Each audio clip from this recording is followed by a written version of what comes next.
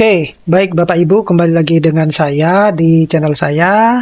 Nah, kali ini saya mau sedikit sharing terkait dengan informasi layanan kenaikan pangkat bagi ASN periode April di lingkungan LL Dikti wilayah 13 tahun 2024. Jadi sebenarnya seluruh LL Dikti di Indonesia itu akan mendapatkan surat semacam ini ya, terkait dengan layanan informasi kenaikan pangkat ASN di periode April. Nah, sebelum kita lanjut, ada baiknya Bapak Ibu untuk terus mendukung channel saya dengan mengklik tombol subscribe, like, share, dan komen. Biasakan untuk nonton video saya secara full. Ya, biar nanti pesan yang ada atau apa yang saya sampaikan di dalam video tersebut itu tidak setengah-setengah Bapak Ibu mendapatkan informasinya. Dan jika berkenan, Bapak Ibu juga bisa mendukung saya dengan cara mengklik tombol super thanks-nya. Nah, oke Bapak Ibu, kita lanjut. Jadi, informasi yang perlu Bapak Ibu mungkin ketahui, yang saya dapatkan dari sosialisasi yang dilakukan oleh Kemendikbudristek ya, di beberapa channel YouTube yang durasinya sampai 3-4 jam itu, menyampaikan bahwa ke depannya aturan untuk dosen PNS dan dosen swasta itu akan dijadikan satu dan dipisahkan dengan aturan kenaikan pangkat pada pegawai-pegawai yang ada di pemerintahan. Ya, alasannya kenapa? Karena di pegawai pemerintahan itu tidak ada skema kayak seperti lektor, asisten ahli, lektor, lektor kepala, dan guru besar seperti itu ya.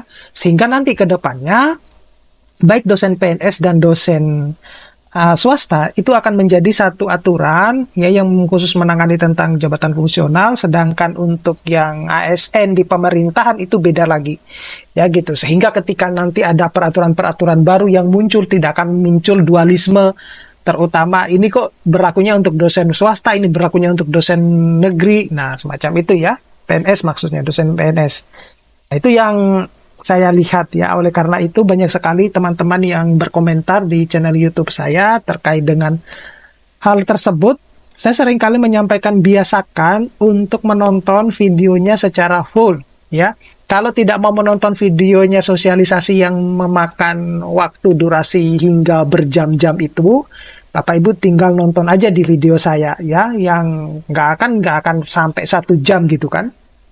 Saya juga berusaha untuk seringkas mungkin gitu untuk memahami apa yang disampaikan oleh para pembicara dalam sosialisasi tersebut. Nah, berkaitan dengan hal tersebut ini, kalau kita lihat di sini ya, jadi ada periodisasi pengajuan angka kredit yaitu periode April, tetapi menurut saya ini juga simpang siur Bapak Ibu. Kenapa demikian? Karena di beberapa sosialisasi itu menyampaikan bahwa angka kredit integrasi untuk periode Februari dan angka kredit integrasi itu hanya berlaku untuk periode Februari dan April. Saya tolong dikoreksi kalau saya salah.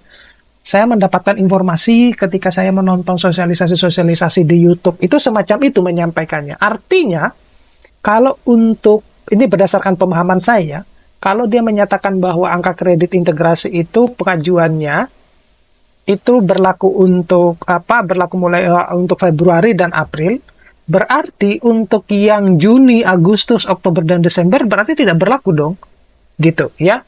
Nah, cuman yang menjadi pertanyaan besar saya juga itu apakah itu hanya untuk berlaku bagi ASN yang ada di pemerintahan atau juga sama dosen PNS gitu, karena di kampus swasta itu kan juga ada dosen PNS yang disebut dengan dosen DPK kan, semacam itu. Nah, di sini tertulis bahwa pada poin 1 itu mulai tahun 2024 periode kenaikan pangkat itu menjadi 6 kali ya. Ini saya highlight.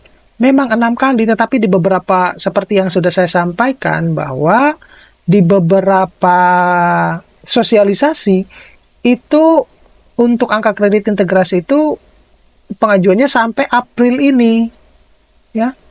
Sampai April. Jadi yang menjadi bingung saya, kenapa kok di sini ada tulisan 1 Juni sampai 1 Desember ya pengajuannya itu. Di video saya sebelumnya sudah saya sampaikan Bapak Ibu. Kalau ini tentang artinya ini berlaku 1 Juni 1 Agustus berarti 1 bulan sebelumnya Bapak Ibu harus sudah mensubmitnya ya. Gitu. Kemudian pengajuan berkas berupa asli atau legalisir, fotokopi dan kopi dalam bentuk CD atau flash disk, dan 1 eksemplar hard copy. Pertanyaan saya, zaman modern, zaman yang serba teknologi, masih berlaku yang ini, flash disk sama CD? Oke, nggak apa-apa Bapak Ibu.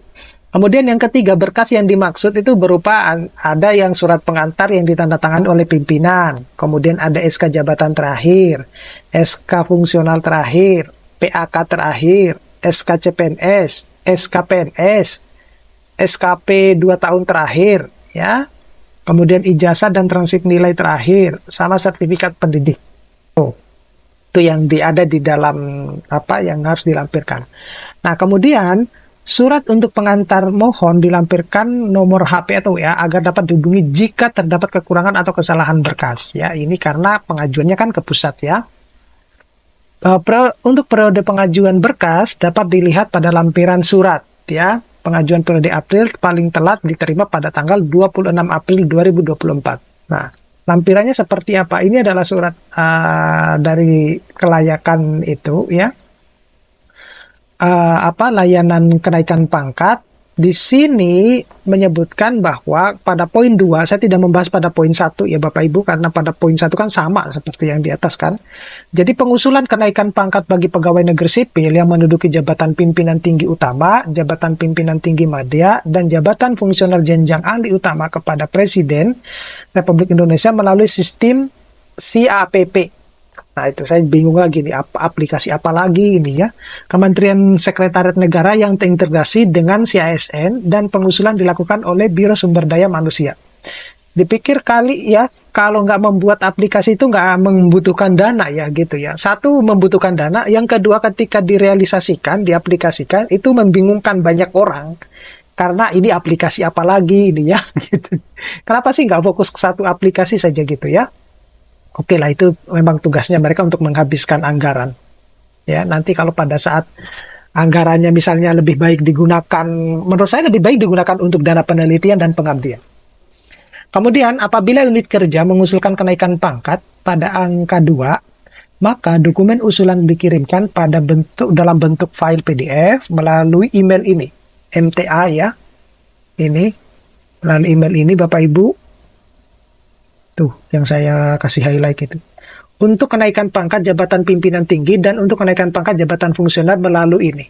Ya, mutasi.mtf@kemendikbud.go.id. Kemudian pada poin 4, pejabat fungsional yang akan diusulkan kenaikan pangkat agar menggunakan angka kredit integrasi atau angka kredit hasil konversi predikat kinerja. Yang kelima, pejabat fungsional melalui pengangkatan pertama, pegawai negeri sipil yang belum diangkat dan dilantik ke dalam jabatan fungsional, maka pegawai negeri sipil yang bersangkutan tidak diberikan kenaikan pangkat reguler setingkat lebih tinggi sampai diangkat dalam jabatan fungsional. Yang keenam, pejabat fungsional yang akan naik pangkat bersamaan dengan kenaikan jenjang jabatan wajib melampirkan bukti mengikuti dan lulus uji kompetensi. Selanjutnya, unit kerja agar memastikan pegawai negeri sipil yang akan diusulkan kenaikan pangkat tahun 2024, kinerja tahun 2022 dan 2023 yang sebelumnya sudah diwanti-wanti, yang sudah diworo-woro sebelumnya, sudah dinilai pada aplikasi ESKP. Ini lagi, aplikasi apa lagi? Kemudian selanjutnya, unit kerja agar melakukan peremajaan data pada aplikasi CASN apabila terdapat perubahan atau perbedaan data kepegawaian seperti data jabatan, data pendidikan, data gelar pendidikan, data KPPN, data masa kerja, dan golongan ruang, dan memastikan data dokumen pendukungnya sesuai. Nah, ini adalah batas waktu pengusulan kenaikan pangkat melalui aplikasi CASN untuk masing-masing prode. Ya, sebenarnya ini sudah saya bahas juga pada video-video saya yang lain, bahkan saya jelaskan sedetail mungkin. Ya, saya ulangi kembali, kalau periode Februari, itu tanggal pengusulan submit ke BKN-nya itu adalah 15 Desember sampai 15 Januari. Kemudian untuk periode April ini ya itu 1 sampai 28 Februari, periode Juni itu 1 sampai 31 April. Jadi kalau Bapak Ibu mengsubmit sekarang untuk 1 sampai 31 April itu adalah berarti Bapak Ibu kena pada periode Juni. Kemudian Agustus itu 1 sampai 30 Juni, periode Oktober itu 1 sampai 31 Oktober, dan Desember itu adalah 1 sampai 31 Oktober. Tuh, ya, Bapak Ibu. Perhatikan ini, tidak perlu dicatat di desktopnya komputer Bapak Ibu ya. Ya, saya sebenarnya bukan tidak apa-apa Bapak Ibu komentar di YouTube saya maupun di Instagram saya, cuma kadang ada yang sudah komentar itu dikomentari ulang lagi sama teman-teman yang lain. Oke, terima kasih Bapak Ibu. Sampai ketemu pada video-video saya berikutnya. Saya akhiri, sehat terus, sukses terus. Kita kembali ketemu pada video-video berikutnya. Assalamualaikum warahmatullahi wabarakatuh.